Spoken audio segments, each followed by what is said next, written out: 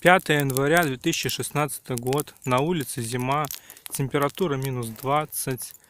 Вот стоит лес вдалеке в снегу. Я нахожусь сейчас в деревне, недалеко от своего дома. И у меня на сегодня план спалить вот эти 3 кучи мусора веток. Это я вот вырезал деревья, заросли.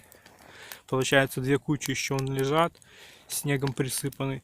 А одну кучу я уже почти спалил. И вот у меня получился вот такой вот костер. Сейчас он уже чуть поменьше стал. Наверное, высотой 1,2 метра. А до этого вообще полыхал 3 метра высотой.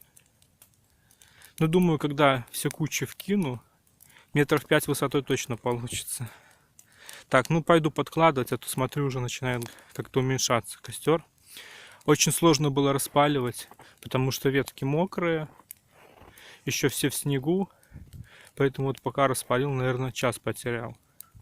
Ну все, продолжаю палить мусор, чтобы очистить территорию в деревне. Ну, у меня здесь во дворе, в деревне нужно все очистить. Я вон там раньше заросли были, сейчас все уже выпилил, осенью выпиливал. И вот сейчас осталось эти ветки только сжечь.